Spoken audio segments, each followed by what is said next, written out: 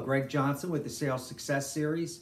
Today I want to introduce to you Stephanie Gillam from the Johans region. Stephanie joined Haibu somewhere around February. Year to date, she has 25 new sales. 25 new sales for over $16,000 in monthly billing. Very high AOV. And the one thing to consider here is she's in a non-metro market. With that, I'll give you Stephanie and she can share some of her tips. Today is the day. Hi everyone, I'm Stephanie Gillam from Lawrence, Kansas.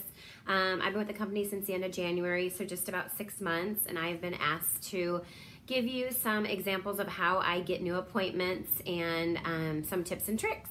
So here it goes.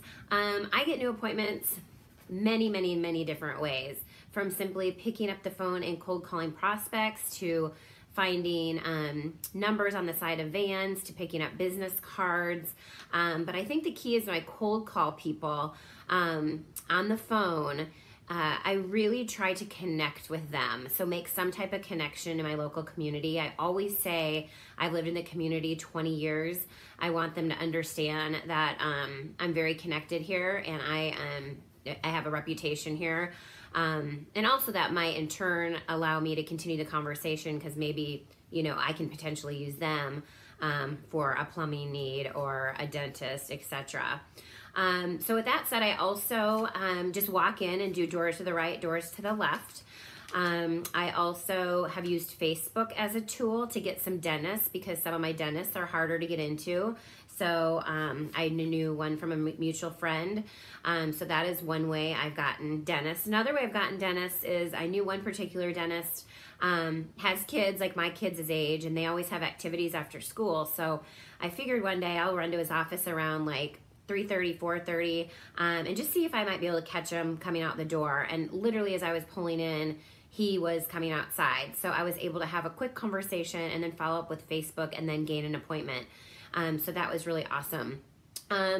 What else do I do? Oh, my last one, I just sold a $1,750 a month search and social program to a electrician.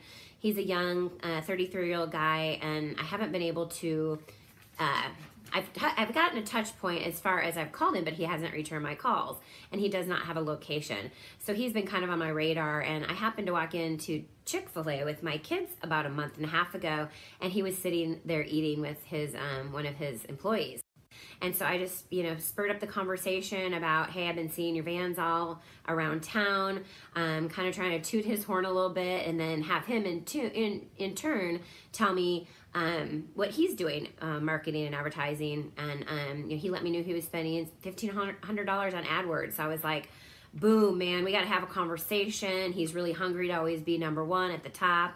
And so he was really willing to come and listen to what myself and Dylan, Stan from the webinar team, had to say this morning. And we were able to walk away with a $750 client. So that was another way. So I guess my thing is my radar never turns off. When 5 o'clock on Friday hits, I don't just stop. I mean, I'm still doing follow-ups in the evening, and that's usually when I do most of my follow-ups and my emails because I just want to hustle during the day. So, I mean, when I'm out to dinner with my family, I will talk to owners at restaurants. I will get business cards. I've sold 2 Mexican restaurants that way on a Saturday night, got 2 appointments. And so I guess I just always have the radar on. I'm always trying to fill my pipeline. I try to keep my pipeline like 2 weeks out. And really it's, the balance of time management of how much revenue you should do a week. Obviously always get 5 new to keep your pipeline filled. Sometimes I get 7 new. Sometimes it's 3. Sometimes it's 4. So it's not always a perfect number. But I also, I'm one of these people that are able to get more than 5 appointments with less than 50 visits. So I guess I'm lucky in that manner. I'm trying to just share some of the tips that help me do that. And I think one of the biggest things, if I haven't said this before, is my authenticity, my doing a really serious needs assessment with really getting to know the client, not overselling the client. Really try to protect the client in that manner. When I was first with the company, I tried to oversell everything and do all these sync packages and realized later down the road that not everyone needs everything we have, and some products just work better with other industries.